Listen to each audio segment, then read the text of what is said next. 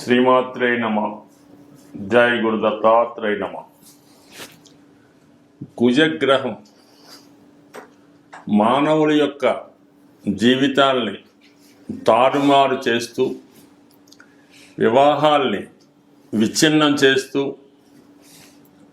అటు అబ్బాయిల్ని అటు అమ్మాయిల్ని, ఇప్పుడున్నటువంటి పరిస్థితుల్లో మగవాళ్ళకి ఎదురవుతున్నటువంటి ఆలస్య వివాహాలు, స్త్రీల యొక్క ఆధిపత్యం పెరగడం, ఇవన్నీ కూడా కుజగ్రహ ప్రభావం వల్ల జరుగుతూ ఉంటాయి. సో ఏదైనా ఒక వ్యక్తి జీవితంలో వాడు స్వతంత్రంగా జీవితంలో ఎదగాలన్నా, నిలదొక్కుకోవాలన్నా, ధైర్యంగా ఒక ఉద్యోగం చేయాలన్నా, వ్యాపారం చేయాలన్నా, అసలు ధైర్యంగా బయట ప్రపంచంలో బతకాలన్నా కూడా కుజగ్రహ అనుగ్రహం తప్పనిసరి.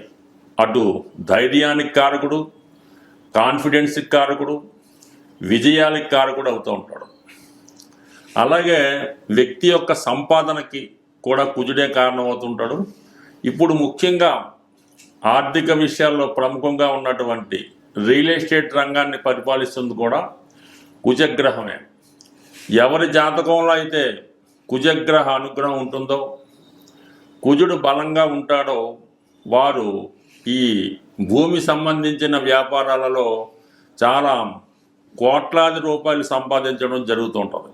ఒకానొక రోజు సాధారణ స్థితిలో ఏమీ లేని ఒక వ్యక్తిగా, ఒక సాధారణ కూలీగా ప్రవేశించి లైఫ్లో కొలది కాలంలోనే విపరీతమైనటువంటి ఆస్తుల్ని, ధనాన్ని కూడబట్టగలిగారంటే కేవలం కుజగ్రహ అనుగ్రహం. కుజగ్రహ అనుగ్రహం ఉంటేనే పూర్వీకుల ఆస్తి మనకు వస్తుంది, ఆస్తికి తగిన ఆదాయం వస్తుంది. అలాగే ఎవరి నుంచి విరోధాలు లేకుండా స్వతంత్రంగా ఎదగడం జరుగుతూ ఉంటుంది. అటు వివాహాల విషయంలో కూడా ముఖ్యంగా స్త్రీలకి ఈ కుజుని యొక్క ప్రభావం వల్ల మరి తొందరగా వివాహం జరగాలన్నా, వివాహం తర్వాత కాపురం సరిగ్గా ఉండాలన్నా, అలాగే భార్యాభర్తలు జీవితాంతం కలిసి ఉండాలన్నా, లేదా వారికి మంచి సత్సంతానం కలగాలన్నా కుజుడే కారణమవుతుంటాడు. ప్రధానంగా ఎవరి జాతకంలో అయినా సరే, స్త్రీలు కానీ పురుషులు కానీ, ఇప్పుడు అందరూ ఒకటే కాబట్టి కుజుడు బలంగా ఉంటేనే వారి జీవితం, లైఫ్ సక్సెస్ఫుల్గా ఉండడం జరుగుతూ ఉంటుంది. అటువంటి కుజుడు ప్రస్తుతం ఈ జనవరి 15వ తారీఖున మకర రాశిలోకి ప్రవేశించడం జరుగుతుంది. అంటే మకర రాశిలో ప్రత్యేకత ఏంటంటే, మకర రాశిలో కుజుడు చాలా బలంగా, అంటే ఉచ్చస్థితిలో ఉండడం జరుగుతూ ఉంటుంది. ఈ ఉచ్చస్థితిలో ఉన్నప్పుడు కుజుడు అత్యంత బలవంతుడై ఉంటాడనమాట. ఇది ఎప్పటి వరకు?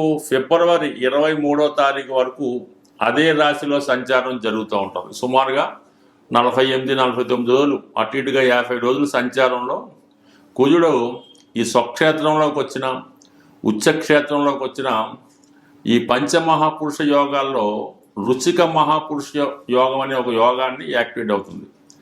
ఈ రుచిక మహాపురుష యోగం ఎవరి యొక్క జన్మజాతకంలో ఉంటుందో వారు ఏ స్థాయిలో పుట్టినా, ఎక్కడ పుట్టినా కానీ వారి యొక్క లైఫ్ అద్భుతంగా విజయం వైపు వెళ్తుంది.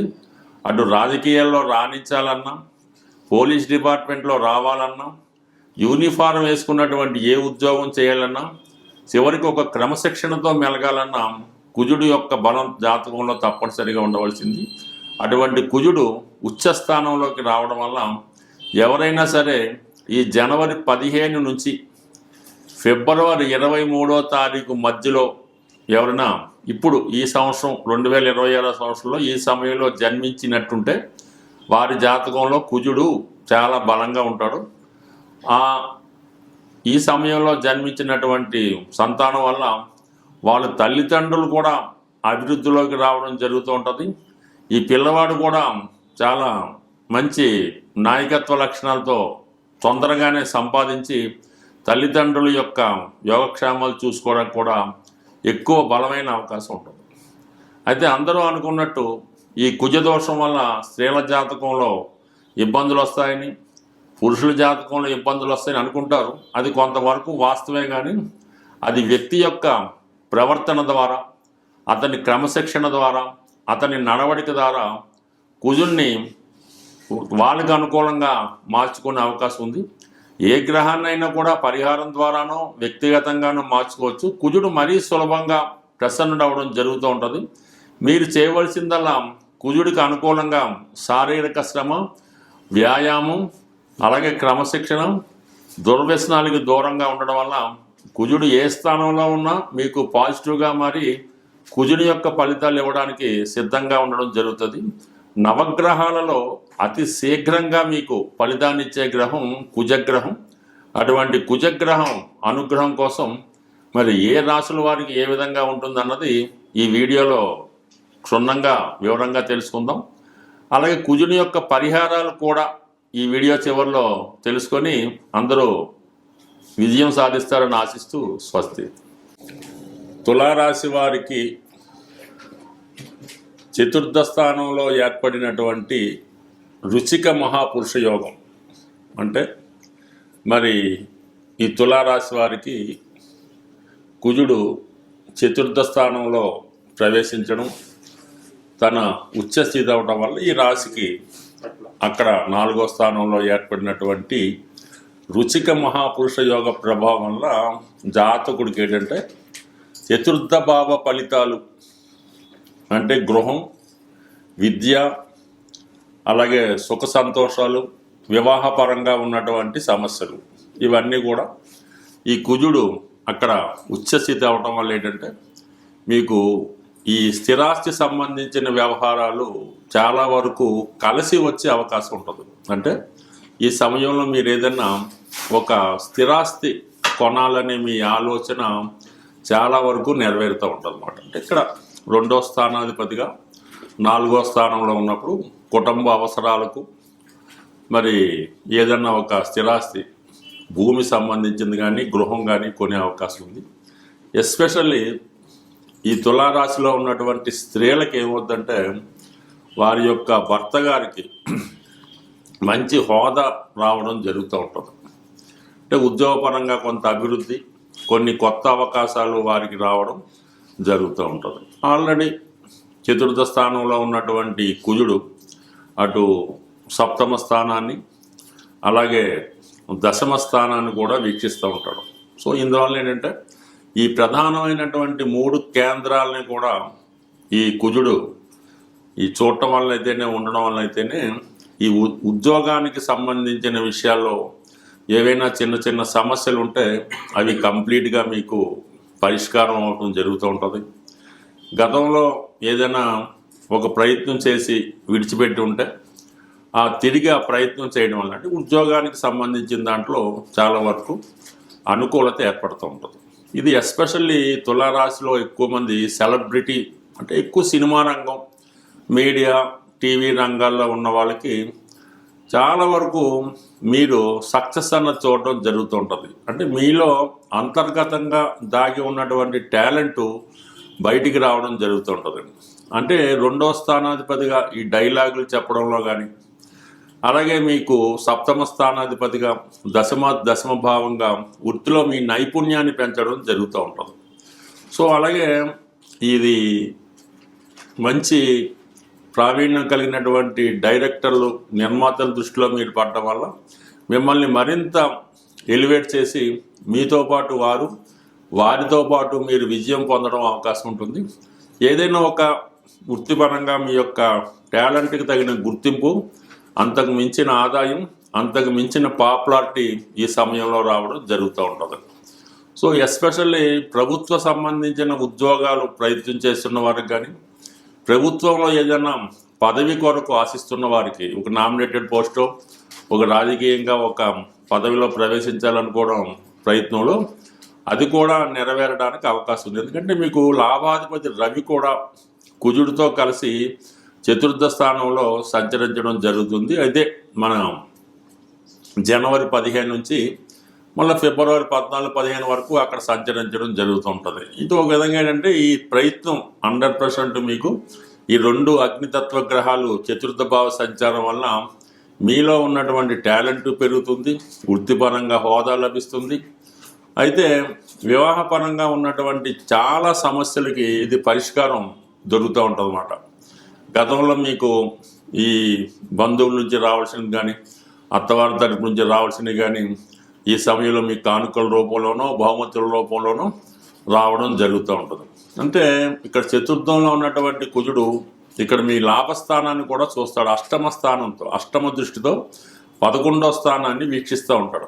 ఇది కూడా ఒక విధంగా ఏమవుతుందంటే సడన్గా మీకు ఒక ప్రభుత్వ పదవి కానీ రావాల్సిన ధనం కానీ ప్రభుత్వ పథకాలు కానీ మీకు అనుకూలంగా వచ్చే అవకాశం ఉంది. మొత్తం మీద ఈ రాశి వారికి ఈ రుచిక మహాపురుష యోగ ప్రభావం వల్ల మీకు ఏదో ఒక స్థిరాస్తి సంబంధించిన విషయంలో కానీ వృత్తి సంబంధించిన విషయంలో కానీ గొప్ప సక్సెస్ అన్నది రాబోతుంది. స్వస్తి.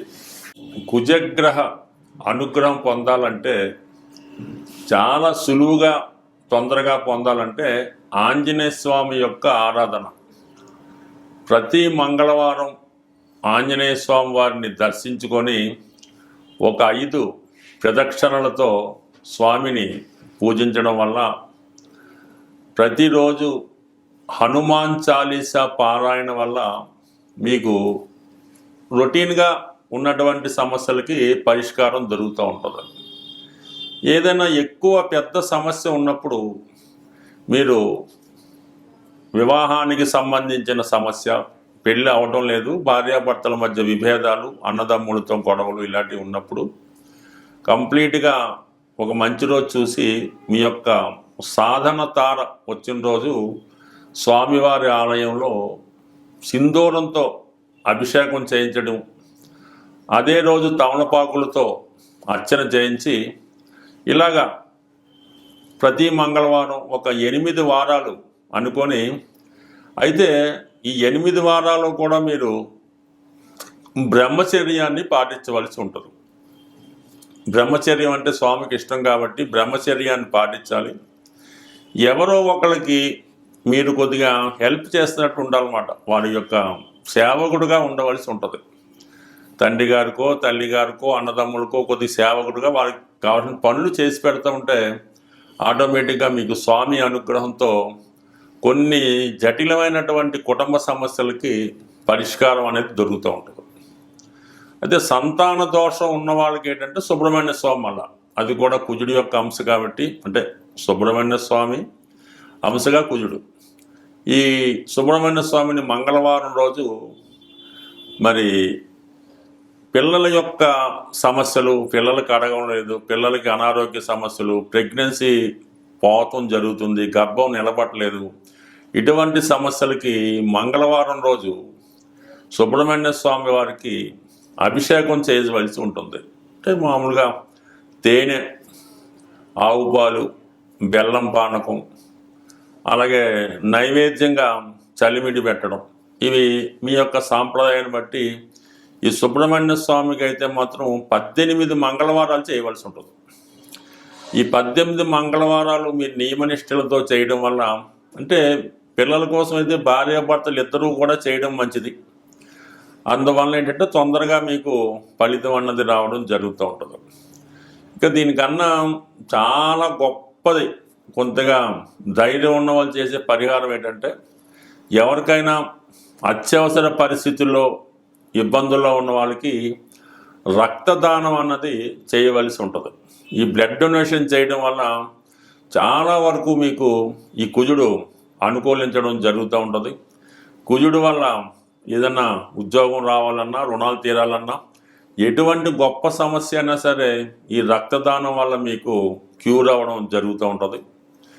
అలాగే బాగా ఈ కుజదోషం వల్ల వివాహాలు అవటం లేదు, కుజదోషం ఇబ్బంది పెడుతుంది అనుకున్న వాళ్ళు ఈ కుజుడికి కొద్దిగా మీరు మనసులోనే జపం చేసుకొని, అది వీలుని బట్టి గురు ఉపదేశంతో జపం చేసుకొని, ఏదైనా ఒక వివాహం కాని బ్రాహ్మణుడికి, అంటే అప్పుడే ఒడుగై ఉంటుంది, ఓ 18 సంవత్సరాలు అటు ఇటు 21 సంవత్సరాలు ఒడుగైన వెంబటనే పెళ్ళికి ముందు ఒడుగైన తర్వాత అటువంటి పిల్లవాడినో బాలుడినో తీసుకొని అతనికి ఈ కందులు దానం చేయవలసి ఉంటుంది. అంటే అలాగా విధి విధానంగా అతన్ని ఒక దైవంగా బాధించి ఈ కాళ్ళు కడిగి పూజ చేపిసి ఈ ఓన్లీ కందులు అంటే కందులు మాత్రమే కాకుండా కందులతో పాటుగా చక్కగా కాషాయ రంగులో ఉన్నటువంటి పంచెల సాపు బట్టలు, అలాగే దక్షిణ తాంబూలం, వీటన్నిటితో కొద్దిగా ఘనంగా దానం చేసి సత్కరించడం వల్ల కూడా కుజుని యొక్క దోషం పరిహారం అయ్యే అవకాశం ఉంటుంది. అనేక ప్రాంతాల్లో అనేక రకాలుగా ప్రభావం ఉంటుంది. కానీ బాగా ఫిజికల్గా కష్టపడిన వ్యాయామం చేసినా కూడా కుజుడు మీకు అనుకూలంగా మారడం జరుగుతూ ఉంటుంది. ఏదేమైనా సింపుల్ రెమెడీ ఏంటంటే కుజుడు మీకు అనుకూలంగా ఉండాలంటే మీ తోడ పుట్టినటువంటి అన్నదమ్ములు అక్కజల్లులతో సఖ్యతగా ఉండాలి. అంటే వాళ్ళతో ఎటువంటి గొడవలు పెట్టుకోకుండా ఏదన్నా కట్టసీగా పండగలకి పుణ్యాలకి ఏదో గిఫ్ట్లు ఇచ్చుకొని అన్నదమ్ములతో సఖ్యతగా ఉంటే వాడు సరిపోతుంది. భార్యాభర్తలు కూడా ఎటువంటి విభేదాలు లేకుండా ఎటువంటి కష్టం వచ్చినా ఒకరికొకరు సంప్రదించుకోవడం వల్ల కూడా కుజదోషం అనేది పరిహారం అవుతుంది. అంటే ఇవి చివరి కొంత కష్టంగా ఉన్నా అసలు పరిహారం అంటే ఇదే. కానీ మిగతావన్నీ కూడా దాని తర్వాత వచ్చినాయి కాబట్టి మరి ఏదైనా మీ సమస్యను బట్టి పరిహారం చేసుకొని కుజుడి యొక్క అనుగ్రహం తప్పక పొందుతారని ఆశిస్తూ స్వస్తి.